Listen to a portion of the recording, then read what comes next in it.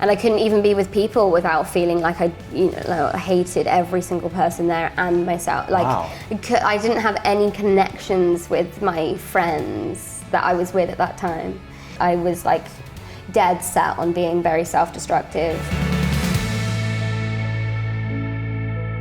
About a year ago, I was in a relationship, but I had unfortunately got into a relationship where I wasn't ready to love someone else. And I had, just before that relationship, I'd had a very big argument and a huge rift within my life and in my heart, and a huge, loss of friendship and like a very difficult thing that had happened. And I met this person and I fell in love with him, and our entire relationship was beautiful, but it was so separated from anything that I was feeling before. I'd created this new avenue of life with this person.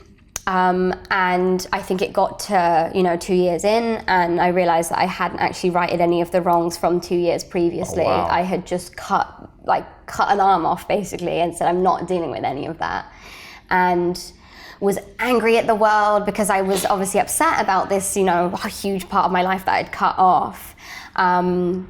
And just filled it with this relationship, and I couldn't love him, properly, and in turn I didn't love myself, and he couldn't love me properly, and so that ended up ending, and I went on a very self-destructive path. And for how long? I think maybe like 3 months. It wasn't like crazy, but I realized in that time, like I couldn't be alone with myself without just being awful to myself. And I couldn't even be with people without feeling like I hated every single person there and myself. Like, wow. I didn't have any connections with my friends that I was with at that time. And I think people listening to this would think, and people have said to me, like, feel awful that I wasn't there for you, and people couldn't have even been there for me. Even if I'd have got a call from my best friend, it wouldn't have been like the calling that I needed. I was like dead set on being very self-destructive. Never really had a very good relationship with substances anyway, and it just all started to sort of come out in those few months, and I just got very, very sad, and I just had a lot of overwhelming feelings of not really wanting to be here. Wow. And then I met someone who just listened, really. And I think a lot of people want to help you. And when you see someone who's in pain, you want to help them. Like coach them or tell them what to do. Or... Yeah, you want to take that pain away.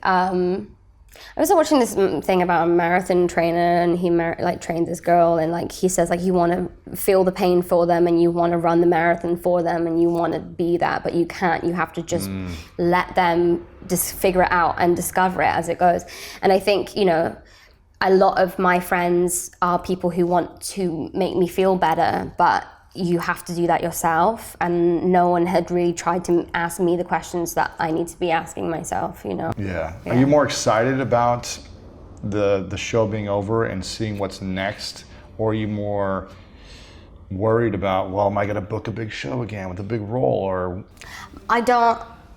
My idea of success for my future isn't trying to do something that was as successful as Game of Thrones again. That's smart. Most people don't have that point of view. Yeah, I think that's where I've clashed sort of, opinions with a lot of people in my life for what I want my future to be.